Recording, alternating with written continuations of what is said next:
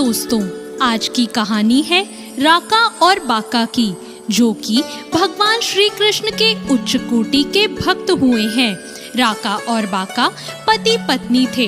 उनके मन में भगवान के सिवाय और कोई चाह नहीं थी। वे दुनिया के हर लोभ को छोड़ चुके थे।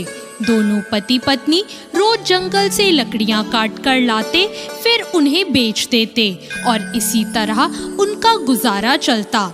और अगर उनके पास कुछ बच जाता तो शाम को उसे बांट देते और फिर से कंगाल होकर सो जाते और अगले दिन फिर से लकड़ियां काटने या लकड़ियां बीनने चले जाते।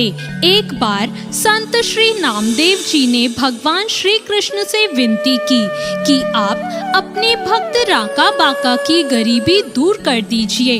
भगवान ने कहा, मैंने बहुत से उपाय किए उनकी गरीबी दूर करने के लिए, लेकिन वो सब कुछ दान कर देते हैं। 2-3 बार तो मैंने खुद भेस बदल कर उनकी लकड़ियां 100 गुने दामों पर खरीदी थी, पर उन्होंने सारे पैसे सत्संग में दान कर दिए।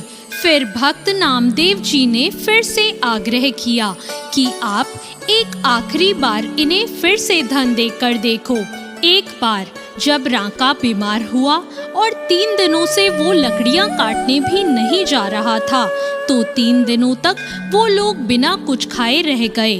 चौथे दिन फिर से दोनों लकड़ियां काटने गए और फिर घर वापस आने लगे। श्री कृष्ण भगवान ने रास्ते में सोने से भरी मोहरों की थैली रख दी और श्री कृष्ण और नामदेव जी दोनों पेड़ के पीछे से उन्हें देख रहे थे।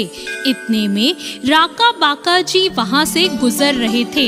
इतने में वहां से शायद कोई घुड़सवार निकला था, क्योंकि धूल उड़ रही थी और घोड़ों के पैरों के निशान भी थे। राका जी ने किनारे में पड़ी मोहरों की थैली देखी और फिर सोचा, शायद उस घुड़सवार की ये थैली गिर गई होगी। उन्होंने सोचा, मैं तो सब कुछ त्याग चुका हूँ, मेरे लिए तो धन मिट्टी के समान है, पर कहीं मेरी पत्नी का इन रुपयों पर मन नहीं फंस जाए।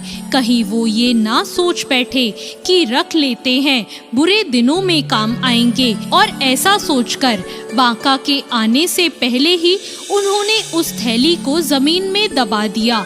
तभी बाका ने उन्हें मिट्टी डालते देख लिया। बाका ने पूछा, आप क्या कर रहे हो?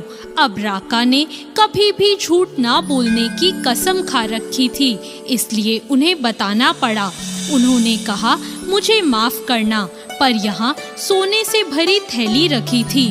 मैंने सोचा कि 3 दिन से तुम्हें भूखा रहना पड़ा था, कहीं ये सोचकर तुम्हारे मन का लालच ना जाग जाए, इसलिए तुम्हें ध्यान में रखकर मैं इस पर मिट्टी ढक रहा था। राका की बात सुनकर बाका खूब जोर से हंसने लगी और बोली, मिट्टी पर मिट्टी डाल रहे हो, तुम्हें शर्म नहीं आती? लगता है तुम्हारे भीतर लालच अभी बाकी है, क्योंकि तुम्हें अभी भी सोने और मिट्टी में फर्क पता है। भगवान की जीत हुई और श्री नामदेव जी हार गए। तब भगवान श्री कृष्ण ने प्रकट होकर राका और बाका को दर्शन दिए और फिर वे दोनों भगवान को अपने घर ले गए। भगवान श्री कृष्ण ने उनसे कुछ मांगने को कहा, तो उन्होंने कहा कि हमें आपकी कृपा के अलावा कुछ नहीं चाहिए।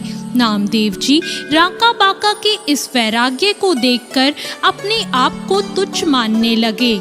जिसे प्रभु की कृपा समान अमृत का स्वाद लग जाता है, उसे संसार की हर चीज तुच्छ ही लगने लगती है।